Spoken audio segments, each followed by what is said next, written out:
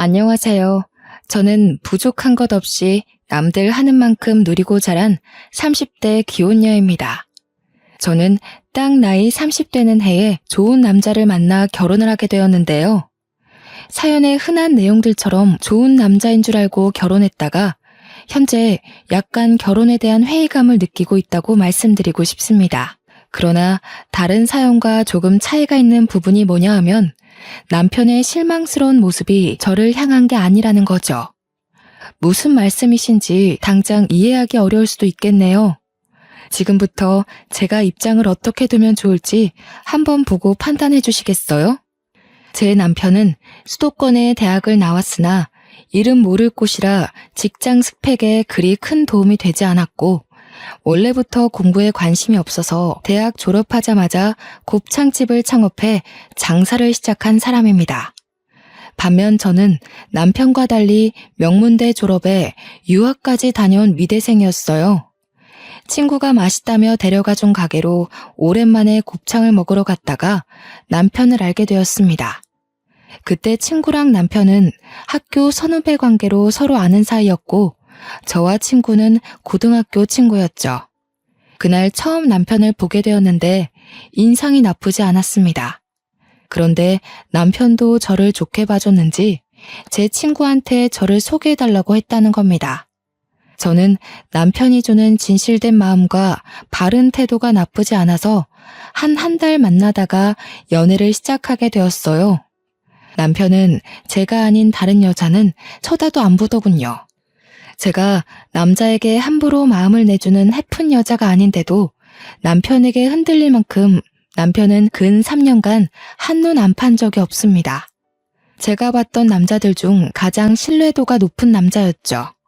제가 당시 나이 30이 되기도 했고 그만 결혼할 배우자를 염두하고서 연애를 하고 있었거든요. 남편은 그런 제 생각을 알고 제게 더 잘해주는 것도 있었어요. 남편이 내내 저보고 결혼하고 싶다고 몇 마디 말을 흘린 적이 많았는데요. 아마 남편을 좋게 본 제 마음과 남편의 끊임없는 구애가 합쳐져 결혼이란 현실을 결정하게 되어버렸는지도 모르겠네요. 그렇다고 남편이 결혼하고서 변한 게 아닙니다. 남편은 연애 때나 결혼 후나 마찬가지로 제게 진심을 보였어요. 결혼하기 전 시댁 식구들과 밖에서 외식을 한 적이 있었거든요. 남편이 얼마나 제 자랑을 해놨는지 시댁에서 저를 엄청 예뻐라 하는데 그게 좀 쑥스럽고 민망하더라고요. 사돈들께서 딸 하나 정말 귀하게 키우셨다. 손이 어쩜 이렇게 고우니? 미술하는 애들은 보통 이렇게 다 고운가? 아니면 교수 되는 사돈 댁에서 딸이라고 엄청 관리를 해준 거야? 애 부담스럽게 뭘 자꾸 사돈 얘기를 해. 그래도 부족한 것 없이 자랐으니 참 똑똑하고 야무지게 살겠어. 아가, 부모님 주말에 쉰다고 했지?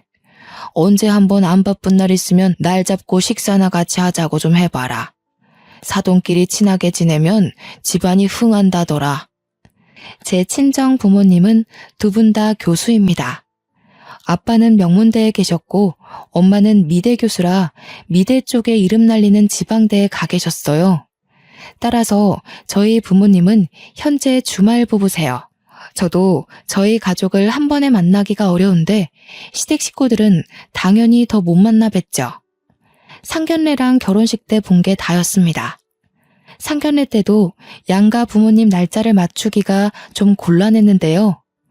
저희 부모님 시간이 주말밖에 안 되었는데 시댁 쪽에서 먼저 시부가 하고 있는 자영업 일 빼고 친정 부모님 일정에 맞추겠다면서 불평 없이 따라주셨습니다. 제가 감히 먼저 제안드리지 못한 걸 남편이 말해서 조율한 듯 싶었는데 그게 너무 죄송했던 제 마음이 무색해질 만큼 시부모님은 다 괜찮다고 하셨어요.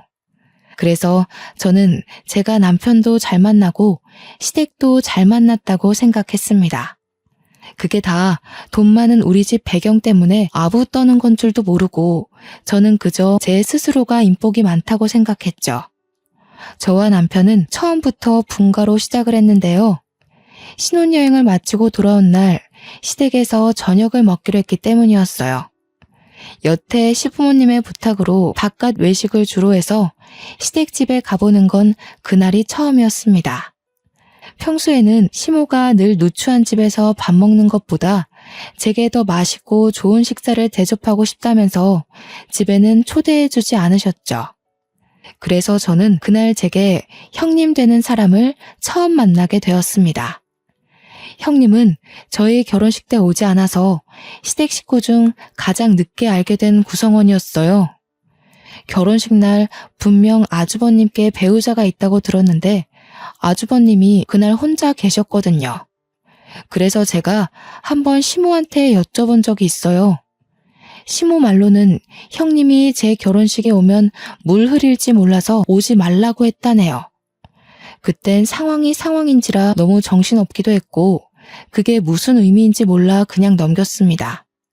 대신 형님에 대해 안 좋은 편견이 조금 생겼던 것 같기는 해요. 시댁에 들어서자마자 저는 형님 만날 생각에 약간 긴장을 했었는데요. 사연 보니까 형님 동서 간의 갈등도 심심찮게 많더라고요. 혹시나 사연에서 본 것처럼 서로 피곤한 사이가 되면 어쩌나 걱정을 했죠. 오셨어요? 저는 처음 인사드리네요. 결혼식에는 사정이 있어서 참석 못했어요. 그래도 이렇게 뵙게 되니 정말 반가워요. 도련님께서 동안이셔서 그런가 참 앳된 아가씨다. 그러나 직접 마주한 형님은 제가 본 사람들 중 가장 상냥하고 참한 인상의 여자였습니다. 뼈가 굵고 늘씬한 편인 저와 달리 형님은 체구가 작고 마른 편이었어요. 저보다 10살이나 많다는 건 들었거든요. 근데 나이보다 조금 더 들어 보이는 낯빛이더군요. 누가 봐도 긴 세월간 고생하며 살아온 사람처럼 기력도 쇠한 것 같은 분위기 풍겼죠. 솔직히 제게 인사말을 하시는데도 내내 형님이 아니라 가정부인 줄 알았어요.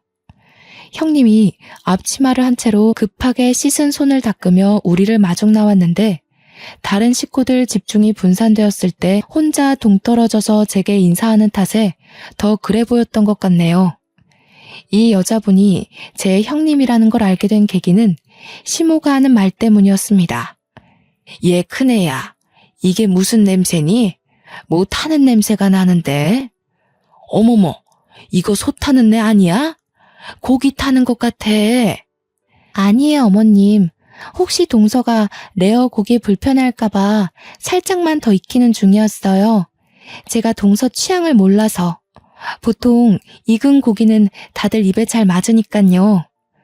내가 못 산다. 작은 애가 너처럼 고기도 못 먹고 산 줄 알아? 작은 애는 너랑 달라서 4년이나 외국물 먹다 온 아이야. 촌스럽게 정말. 고기 다 망쳤네.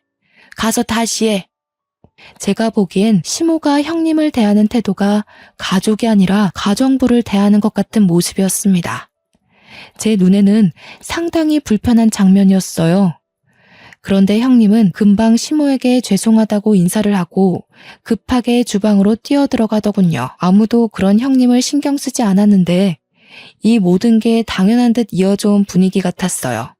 저는 그때 시모와 시부의 모습이 낯설었고 이런 상황에도 별 생각 없는 남편과 아주버님의 모습도 낯설었습니다. 식사를 하는데도 다를 건 없었어요. 다들 숟가락을 들었는데도 불구하고 형님은 계속 식구들 챙기면서 요구사항만 들어주길래 제가 결국 형님께 처음 말을 걸었습니다. 형님도 얼른 앉으세요. 음식 식겠어요. 이거 식으면 맛없는 요리거든요. 이제 다들 식사하시니까 형님도 그만하고 이리 오세요. 아니에요.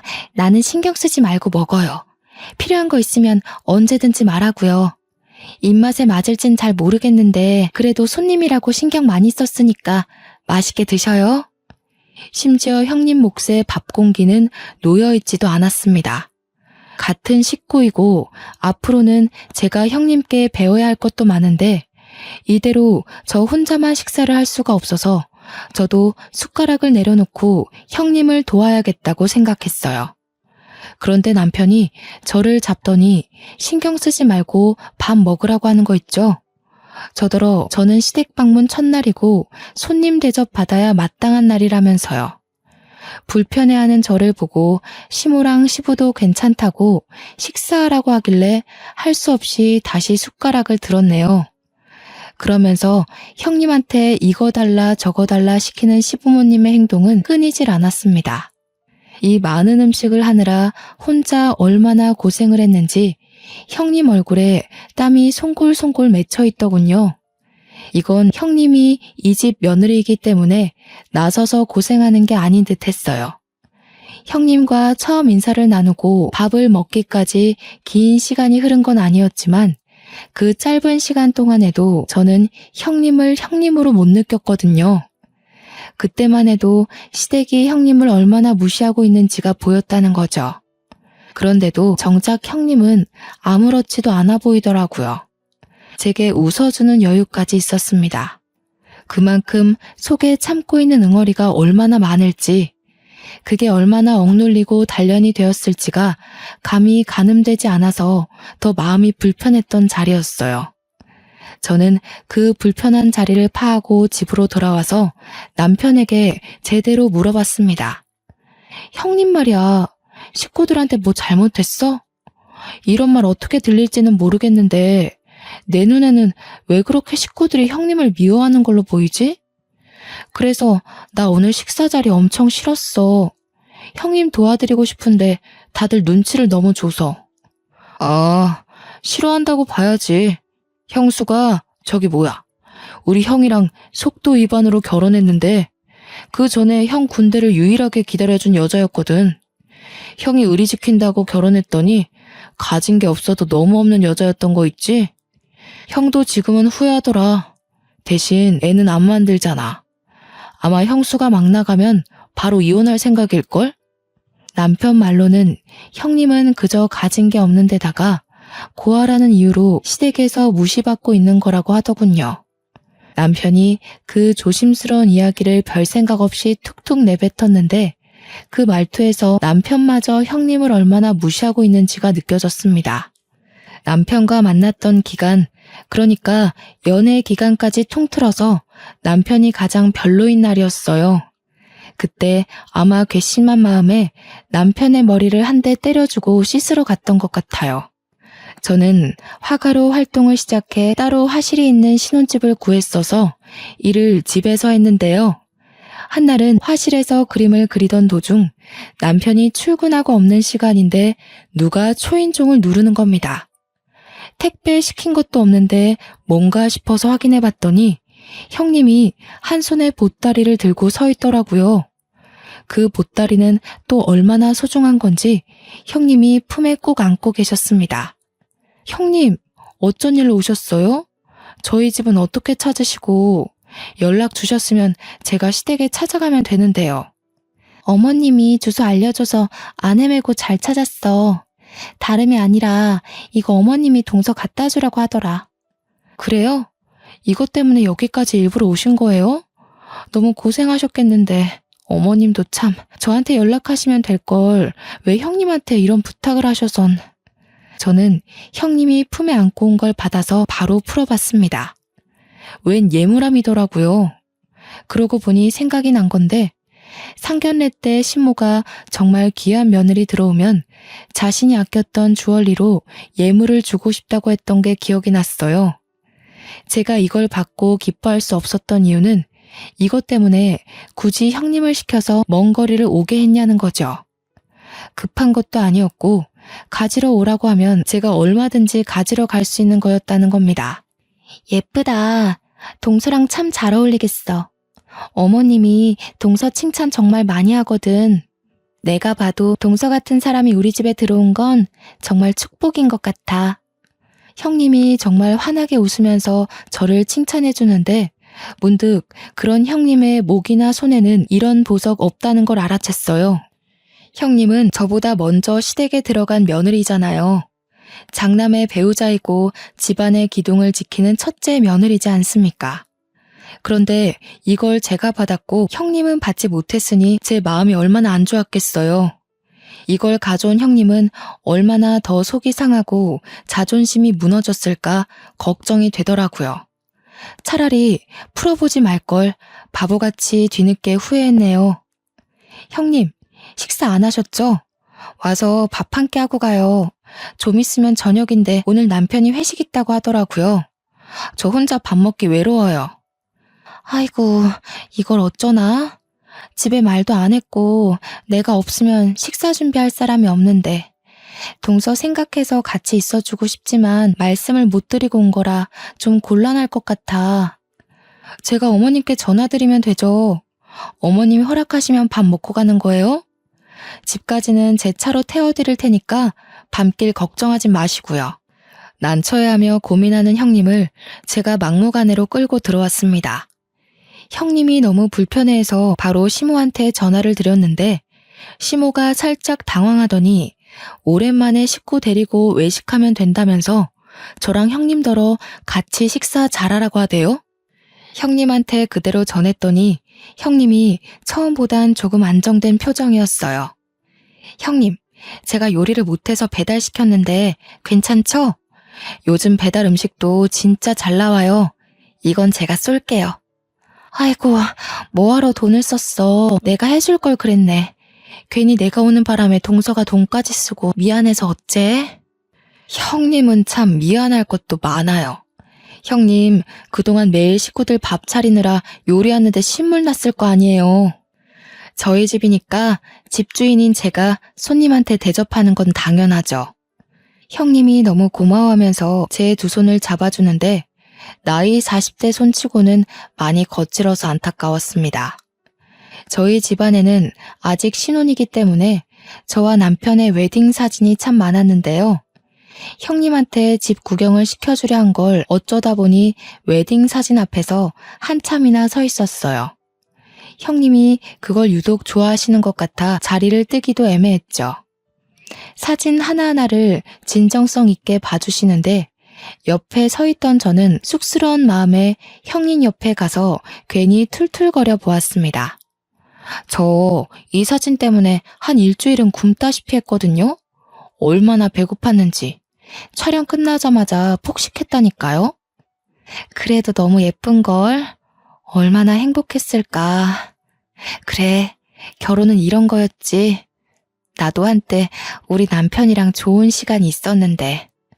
형님 웨딩 사진도 보여주세요. 보고 싶어요. 형님은 피부도 하얗고 눈도 크셔서 웨딩 사진 엄청 예쁘게 나왔을 것 같은데. 가지고 계세요?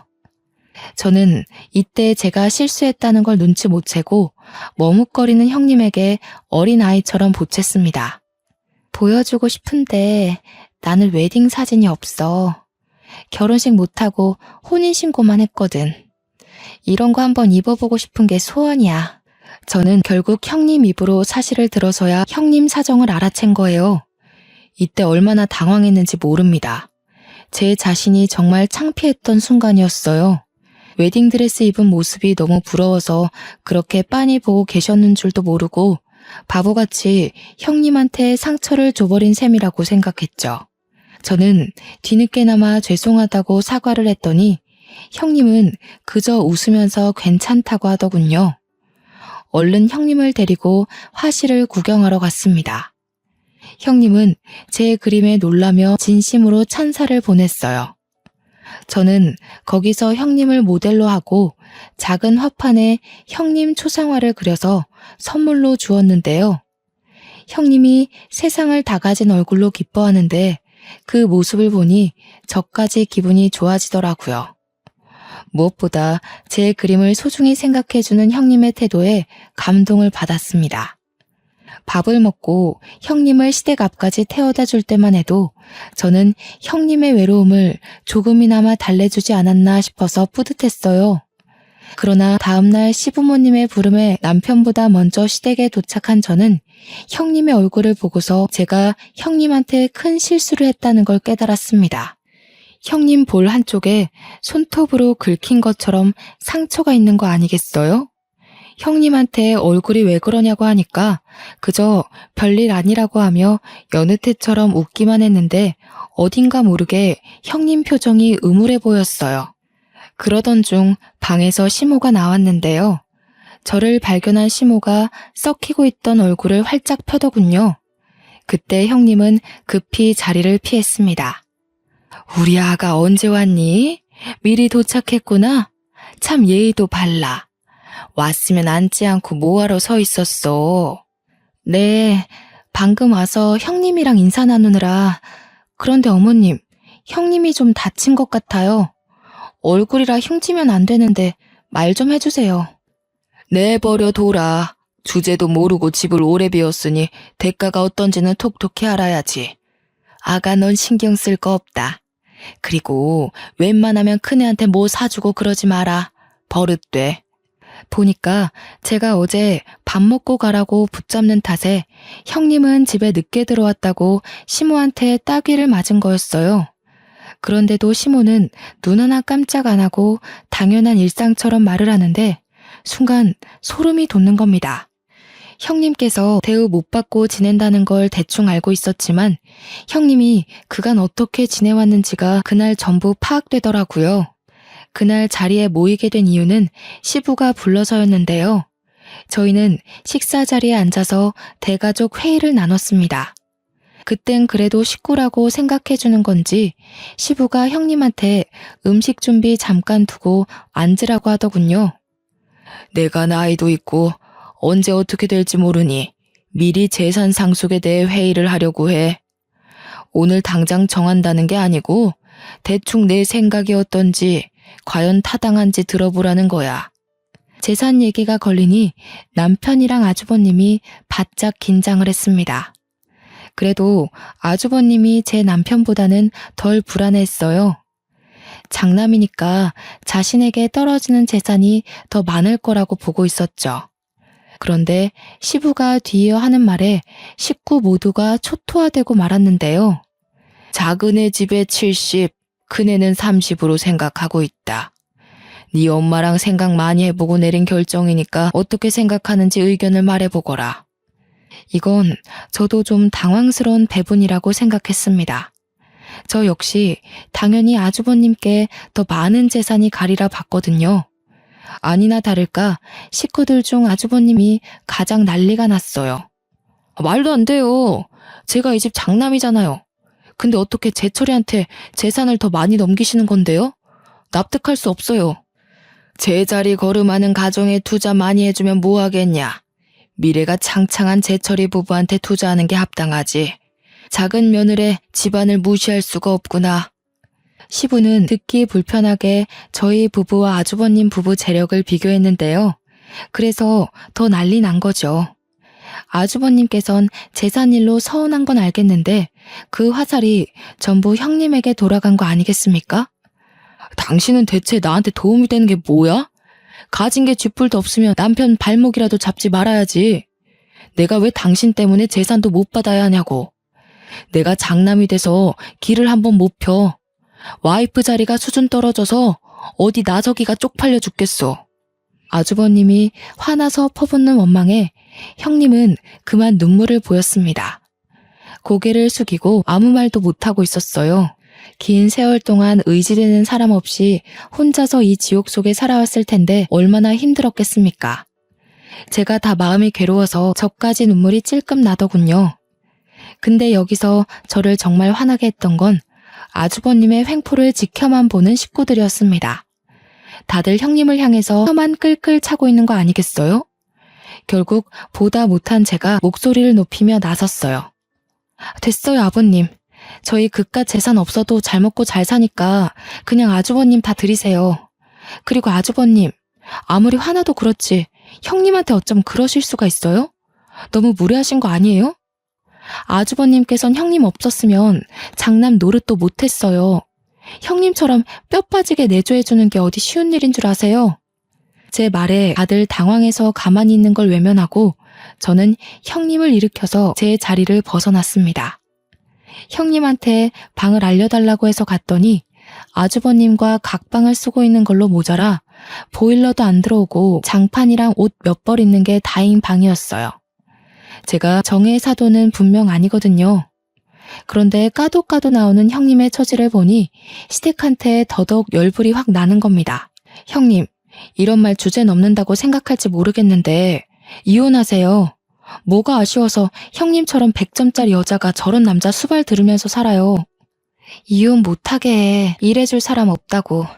재산 분할도 해주기 싫다면서. 난 괜찮아. 이러다 또 말아. 동서, 얼른 나가봐. 어머님이 나랑 같이 있다고 또 한 소리 하실라. 아니나 다를까 형님은 아주버님한테 몇 번이나 이혼을 요구했다고 합니다. 하지만 그때마다 남편한테 맞고 시모한테 맞으면서 거절당했다고 해요. 한 번은 시댁 식구 몰래 집을 나갔는데 시댁에서 실종 신고를 하는 바람에 잡혀왔다고 하더군요. 말 그대로 시댁은 가정부가 필요해서 형님을 붙잡고 있었던 거고요. 그러면서 아주버님이 밖에서 바람피고 난리인 걸 시부모님은 그냥 눈 감아준다네요. 그날은 우는 형님을 한참 달래주느라 시댁 식구와는 거의 마주하지 않았고 남편과 함께 집에 돌아와서 대판 싸움 일으켰습니다. 일방적으로 제가 싸움을 걸었다고 봐야겠죠. 자기 이것밖에 안 되는 사람이었어? 나 정말 실망했어. 어떻게 그런 몰상식한 행동을 아무렇지 않게 해? 당신이 이런 사람인 줄 알았으면 나 이 결혼 안 했어. 왜 그래? 형수 일에는 신경 쓰지 말라니까. 원래 저렇게 살아온 사람이야. 고아라서 문제될 것도 없고 어디 신고할 용기도 없는 여자야. 뭐라고? 자기 정말 최악이었구나. 내가 형님처럼 가진 거 없는 여자였어도 그랬겠네? 아니지. 아예 날 거들떠보지도 않았으려나? 무슨 소리야. 난 네 배경 같은 거 모른 채로 너 좋아한 거야. 좋아하다 보니까 네 배경이 어떤지 보였던 거고. 네가 형수 같은 여자였으면 시작조차 안 했어. 너랑 형수는 근본부터가 다른데 왜 그런 소리를 해? 다르긴 뭐가 달라. 다 똑같은 사람인데. 내가 정말 당신이랑 시댁 식구 이해해보려고 했거든? 근데 이건 아니야. 어머님, 아버님까지 나한테는 다 최악으로 보였다고. 저는 여태 남편과 지내면서 큰 싸움을 한 적도 없고 큰 소리를 낸 적도 없어요. 그런데 그날엔 너무 화가 나서 남편에게 처음 소리를 질러봤네요. 남편도 이런 제 모습을 처음 봐서 그런지 당황해서 입만 벙긋거리더라고요. 형님한테 사과해. 그리고 당신이 아주버님 말려. 우리가 시댁 재산 포기할 테니까 아주버님 보고 앞으로 정신 똑바로 차리라고 해. 뭐? 아니 우리가 왜 그래야 되는데? 아빠가 우리한테 돈 준다잖아. 지금은 70, 30이지만 우리가 잘하면 더 떨어질 수도 있어. 그 아까운 걸 왜 포기해? 그래, 그럼 그 돈 받고 혼자 살던가. 우리 혼인신고도 안 했는데 그만 갈라서자. 나는 이렇게 정신머리 없는 남자랑 절대 못 살아. 친정 갈 거라고 미련 없이 돌아서는 저를 남편이 급하게 붙들며 이러지 말라고 무릎을 꿇더군요. 저는 이 시댁에 아쉬울 게 없는 사람입니다. 재산도 시댁보다 우리 친정이 더 많아요. 이 결혼은 정말 남편 하나를 사랑해서 한 거라 제가 쥐고 있는 건 남편 하나뿐이란 거죠. 그래서 따로 포기할 게 없으니 남편 하나 버리면 그만이라는 겁니다. 안 돼. 나 자기 없으면 집에서 대접 못 받아. 내가 자기처럼 과분한 사람을 아내로 둬서 부모님이 날 그나마 지켜 세워주는 거란 말이야. 원래는 장남 입에 달고 다녔어. 제발 갈라서는 건 안 돼. 당신이 당신 가족이랑 다르다는 거 나한테 증명할 수 있어? 그걸 보여주지 않으면 나 더 이상 당신 못 믿어. 그러니까 당신이 가족들한테 말해. 형님 놔주라고. 그건 내가 간섭할 수 있는 부분이 아니야. 괜히 나섰다가 미움만 사서 상속 부분에 문제라도 생기면 그것만 아니면 정말 당신이 시키는 거 다 할 자신 있어. 그럼 내가 가서 말할 테니까 당신은 옆에서 내가 시키는 대로 해. 내가 어머님 아버님한테 그리 대단한 존재라면서 당신보단 내 말이 먹힐 것 같네. 이것까지 말리면 나 당신이랑 살림 이어갈 생각 없으니까 잘 판단하고. 그날의 싸움 이후 저는 이혼 서류 한 장을 챙겨서 시댁을 들렸고 남편은 연차까지 내면서 굳이 저를 뒤쫓아왔습니다. 제가 간다는 연락을 안 했던 터라 연락 못 받은 시모와 아주버님 표정은 그저 순진무구했는데요. 아쉽게도 시부는 일 때문에 안 계시더라고요. 저는 그대로 앞뒤 상황 설명 없이 그대로 아주버님께 다가가 형님과 당장 이혼하라고 선포했습니다. 아주버님께서 형님이랑 이혼하지 않으면 제가 남편이랑 이혼할 거예요. 제가 불편한 꼴은 못 보고 사는 사람인데 아주버님이랑 형님 관계 보는 게 제 입장에서 굉장히 힘들고 괴로워요. 그러니까 아주버님이 형님과 관계를 끝내던지 아니면 제가 이 집을 나감으로써 더 이상 그 꼴을 보지 않던지 하려고요. 뭐라고요? 아니 잠깐만요. 느닷없이 찾아와서 갑자기 뭔 소리예요? 왜 이래요? 재수씨가 뭔데 나랑 내 와이프한테 이혼하라 말아요? 어머나, 새아가. 뭐라고? 이혼이라니. 이게 무슨 날벼락이야? 정신없이 이러지 말고 찬찬히 설명 좀 해보거라. 네, 어머님. 들으신 내용 그대로예요. 말 그대로 아주버님께서 형님을 못살게 구는 꼴을 더 이상은 못 보겠어요. 형님이 이 집에서 나가던 제가 나가던 오늘 결판 내려고 찾아왔으니 어머님도 협조해주세요. 주방에서 숨죽여 듣고 있던 형님은 어느새 눈물을 흘리고 있었습니다. 저는 그런 형님을 밖으로 데리고 나와서 시모와 아주버님을 다시 마주했어요. 그리곤 가방에 챙겨온 이혼 서류를 내밀었죠.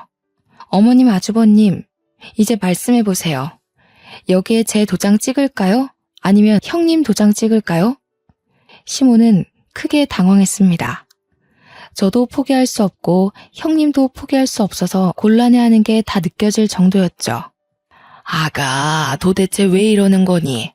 우리가 언제 큰애를 괴롭혔다고 그래? 큰애는 이 집에 들어올 때부터 이렇게 살림하면서 지냈어. 직장을 안 다니니 며느리로서 집에서 집안일 하는 건데 그걸 왜 자꾸 신경 써? 어머님, 그거 아세요? 해놓고 안 했다고 하는 건 거짓말이잖아요. 근데요, 해놓고도 모르는 건 그냥 사악한 거예요. 제가 오죽하면 어머님께 이렇게까지 말하겠어요. 이 여자가 진짜? 재수씨, 지금 뭐라고 했어요? 집에 돈 좀 있다고 이렇게 어른 막 대도 되는 거예요? 여보, 우리 이혼해야겠다. 어머님이랑 아주버님은 우리가 이혼하길 바라나 봐. 내가 자기 도장 챙겨왔거든? 빨리 찍어. 안 돼. 뭐해, 형. 빨리 도장 가져와서 찍어. 형수도 얼른 도장 챙겨와요. 나 진짜 와이프랑 이혼하게 되면 이 집 가만 안 둬. 제가 도장을 찍으려 하자 그제서야 시모도 황급히 소리치며 제 손을 막았습니다. 형님한테도 빨리 이혼 서류 작성하라고 재촉하더군요. 그 길로 저는 형님 짐까지 챙겨서 그 집을 나왔어요. 부동산에 일하는 아는 지인을 통해서 형님이 당분간 지낼 만한 곳을 알아보고 단기 계약을 마쳤죠. 동서, 이렇게까지 안 해줘도 되는데 내가 너한테 피해를 준 건 아닌가 몰라. 집에서 어떻게 감당하려고 나섰어. 나는 정말 무시해도 되는 사람인데. 세상에 무시해도 되는 사람이 어딨어요? 저는 잘못된 걸 잘못됐다고 알려줬을 뿐이고 그걸 따지고 든다면 저도 그 집이랑 가족하기 싫어요. 솔직히 저도 부모님한테 시댁꼴이 이렇다고 말하기 창피해서 참아주는 거예요. 그날 형님이 홀로 안 좋은 생각을 할까봐 저는 저녁까지 같이 먹고서 헤어졌습니다. 마지막에 작별할 때는 형님이 자기 방보다 좋은 데 구해줬다고 고맙다며 웃는 모습을 보고 나왔네요. 그렇게 형님은 아주버님이랑 합의 이혼을 하게 되었고요. 재산을 나눌 게 생각보다 많아서 형님한테는 여러모로 득이 되는 이혼이었습니다.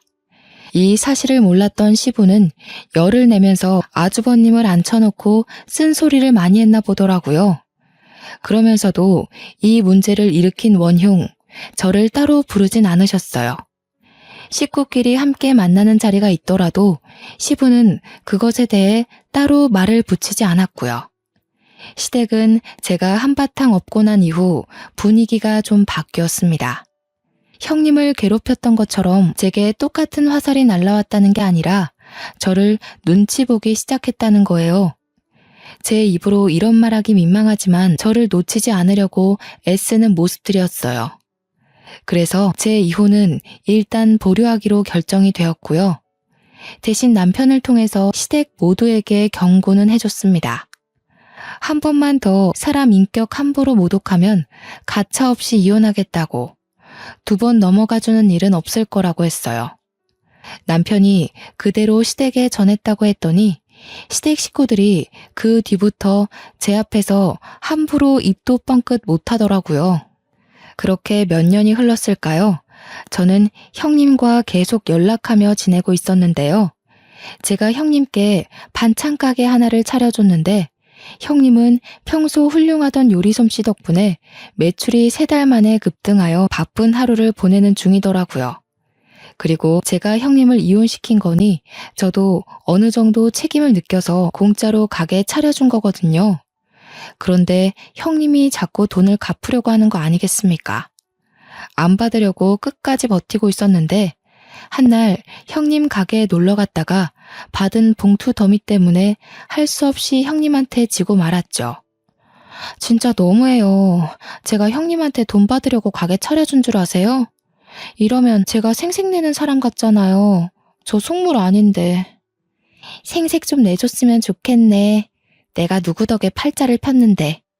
보답하고 싶어도 받아야 할 사람이 통 마음을 안 열어주니까 내가 갚아줄 기회가 없잖아. 이렇게 빚지고 갚고 해야 나도 돈 모으는 재미가 있을 거 아니야. 받아줘. 형님 솜씨를 알고 있던 저는 가게 매상이 좋을 거라고 예상하고 차려준 장사거든요. 제가 예상한 대로 반찬 가게 매상액이 상당히 좋았고 저는 단지 그게 기뻤을 뿐인데 형님은 내내 저에게 빚을 졌다고 생각하고 있었나 보더라고요. 제가 이 두둑한 봉투를 받는다고 해서 형님 살림에 큰 영향이 되는 건 아니었어요. 이 봉투만으로도 벌써 제 돈을 거의 다 갚은 상태나 다름없었죠. 그럼에도 불구하고 이 돈을 받는 것이 영 불편했던 저는 그 순간 정말 기특한 아이디어 하나가 떠올랐습니다. 형님 가게에 잠깐 브레이크 타임을 걸어놓고 형님을 데리고 외출을 했어요. 형님이 어디 가냐고 가게 문 오래 닫은 적 없는데 손님 와서 그냥 가면 어떡하냐고 오만 걱정을 다 했으나 저는 무작정 형님을 이끌기만 했죠. 그러다 목적지에 도착했을 때 형님은 한 물건을 보고 더 이상의 근심 걱정을 끊어버렸습니다. 제가 데려간 곳은 바로 웨딩샵이었거든요. 형님이 웨딩드레스 한번 입어보는 게 소원이라고 했던 말이 떠올라서 형님께 받은 돈으로 웨딩드레스를 빌려 사진을 남겨주려고 했던 거예요. 동서, 이게 뭐야? 왜 나를 이런 곳에 남사스러워. 나는 이미 이혼했잖아. 그리고 다 늙은 사람이 이런 옷 입으면 가게에서도 안 좋아해. 형님, 요즘 세상이 어떤 세상인데요. 웨딩샵 오는 고객 연령대 엄청 다양해요. 그리고 요즘은 결혼은 하기 싫은데 웨딩드레스는 입고 싶어서 빌리러 오는 사람 많아요. 단순히 안심시켜주려고 한 말이 아니라는 건 웨딩샵 직원들을 통해서 증명이 되었습니다. 직원들도 민망해하는 형님이 편안한 마음을 가질 수 있도록 다양한 사진들을 보여주셨어요. 덕분에 형님은 드레스 한번 입어볼 용기를 얻게 되었죠. 위에서도 말했듯이 형님이 피부가 정말 하얀 사람이에요. 그래서 그런가? 웨딩드레스를 입는데 하나하나 다 잘 어울리더라고요. 그중 형님이 좋아하는 드레스 하나를 골라서 우리는 바로 옆 스튜디오에서 촬영까지 하였습니다. 서로 미루기만 하던 돈으로 결제를 한 거라서 둘 다 미안할 게 없었어요. 직원 말로는 액자는 한 달 뒤에 받을 수 있다고 하더군요. 저는 사진 파일을 왕창 받아서 형님 휴대폰에 전송을 했고 예쁜 사진 하나를 골라 배경화면도 해드렸습니다. 형님이 자기 사진을 보고 눈을 못 떼고 있길래 일부러 더 칭찬하면서 형님 옆에 꼭 붙어 있었더니 형님이 울고 있다는 걸 그제서야 눈치채고 말았지 뭡니까. 내가 진짜 시댁에서 죽기 살기로 버틴 보람이 있나 봐. 동서를 만나서 정말 팔자에도 없는 복을 다 받아보고 동서가 아니었으면 나 정말 내가 소중한 사람인지도 모르고 살다 죽었을 거야. 너무 고마워. 지금 과분할 정도로 너무 행복해. 이 착한 사람을 괴롭힐 구석이 어디 있다고 시댁 식구들이 그리 용심을 부렸는지 모르겠네요.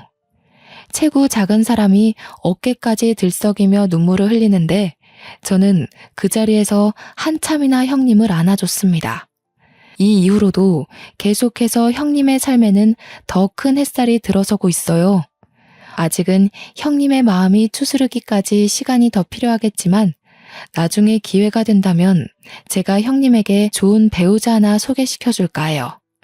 형님이 거지 같은 남편 만나서 고생하는 바람에 가족에 대한 두려움이 있더라고요. 그걸 극복할 수 있도록 해주고 형님께 정말 마음을 다 줄 수 있는 남편이 있었으면 싶거든요. 그리고 저는 여전히 이혼을 보류한 상태로 지내고 있습니다. 남편이랑 시댁이 더 이상 실수를 안 하고 있어서 딱히 갈등이 될 만한 일은 없네요. 시댁 집안 행사 때나 시댁을 방문하지 그렇지 않고서는 시부모님 얼굴 안 본 지도 오래됐어요. 참, 아주버님은 웬 유부녀랑 바람을 폈는지 유부녀 남편 쪽에서 아주버님을 소송했다고 하더라고요. 제 남편을 통해 소식만 전해 들었지 따로 찾아가 보지는 않았어요. 남편이 저한테 혹시 돈 좀 빌려줄 수 있냐고 하면서 말해준 내용이거든요. 당연히 돈은 안 빌려줬죠. 그 더러운 일에 관여하고 싶지 않았으니까요. 정말 제 남편만 아니었으면 그런 집안 벌써 연 끊었을 겁니다. 그나마 남편이 제 곁에서 쥐죽은 듯 지내고 제 바램대로 엇나가는 짓을 안 해서 시댁 식구들의 더러운 꼴을 눈감아주고 있는 거예요. 가끔 제 부모님이 전화가 와서 어떻게 지내냐고 여쭤보시는데 그때마다 그동안 있었던 일들과 시댁 식구의 실체를 밝히고 싶어 입이 참 근질근질합니다. 저는 사람을 갑, 을로 계급 매기는 걸 정말 싫어하는데요. 시간이 지날수록 시댁에서 을짓을 자처하니 제가 이 집의 실세처럼 보이는 것 같아 불편할 때가 있어요. 시댁 식구들의 성향이 어쩔 수 없이 계급을 나누는 분위기더라고요. 이렇게 되어버린 관계를 과연 제가 무탈하게 풀어나갈 수 있을까? 살짝 그런 걱정이 되는 거 있죠? 어쨌든 그렇게 해서 저는 현재 위태로운 결혼 생활을 이어가는 중이라는 거예요. 다들 조심하고 있으니 아직은 이혼까진 생각지 않아도 되지 않나 싶어요. 저는 그저 착한 우리 형님이 다시 웃음을 찾을 수 있어서 그것만으로도 좋네요. 그동안 형님을 가뒀던 슬픈 시간들은 새롭게 회복한 삶을 통해서 사라지게 될 거라고 봅니다. 저는 우리 형님 미래를 계속 응원하고 지켜주는 관계로 지낼 생각입니다. 좋은 언니가 생긴 기분이라 기쁘네요. 나중에 형님이 새로 드린 반찬 갖다 주신다고 했는데 슬슬 형님 맞을 준비를 해야겠습니다. 저는 이만 여기서 사연을 끝마칠게요. 다들 미소 가득한 하루 보내시길 바래요. 지금까지 저와 형님 이야기에 관심 가져주셔서 감사합니다.